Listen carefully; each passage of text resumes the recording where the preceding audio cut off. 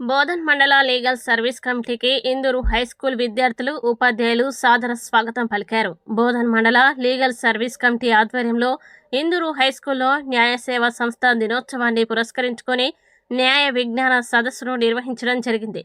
బోధన్ అదనపు మొదటి శ్రేణి న్యాయమూర్తి ఈసంపల్లి సాయి శివ ముఖ్య అతిథిగా పాల్గొని న్యాయ వ్యవస్థ గురించి సవివరంగా వివరిస్తూ విద్యార్థులు పోక్స్ చట్టంపై అవగాహన కలిగి ఉండాలన్నారు. తల్లిదండ్రులు మీ పిల్లలకి లైసెన్స్ లేకుండా వాహనాలు ఇవ్వరాదని సూచించారు.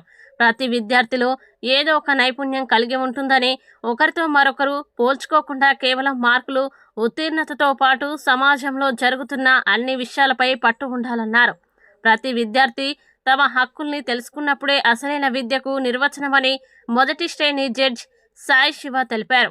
ఈ కార్యక్రమంలో additional public prosecutor G Shyamarao, doctor P Sammaiah, assistant government pleader Boggula Ravinder, న్యాయ సేవా సంస్థ సభ్యులు సిహెచ్ హనుమంతరావు, ఇందూరు విద్యా సంస్థల అధినేత, జిల్లా ట్రస్మా అధ్యక్షులు Kodali Kishore, sub inspector Bhaskarachari, Indur HM Ramarao, న్యాయవాదులు, కోర్టు సిబ్బంది, ఇందూరు హైస్కూల్ ఉపాధ్యాయులు పాల్గొన్నారు.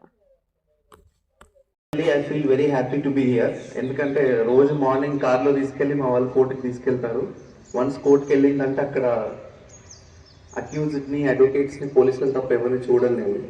So this morning it's very pleasant on my eyes to see all of you here.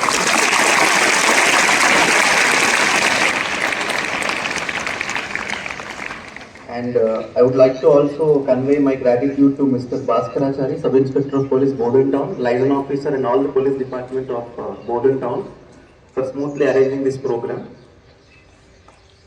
So, I know it is very difficult to sit in the morning and listen to all the speeches because I come from you, so I'm not going to take much time. అనేది రాజ్యాంగపరమైన హక్కు కల్పించడం జరిగింది, ప్రజలకు లేదు. So కోర్టులోకి వచ్చే పేదవాళ్ళకి, బలహీన వర్గాలకి ఉచిత న్యాయం ఎలా అందించాలి, వాళ్ళకి న్యాయం ఎలా మనం ఇవ్వగలిగాం అనే ఆలోచన నుంచి పుట్టిందే లీగల్ సర్వీస్ అథారిటీ. సో ప్రతి కోర్టులో లీగల్ సర్వీస్ అథారిటీ ఆఫీస్ ఉంటుంది. మీకు ఎటువంటి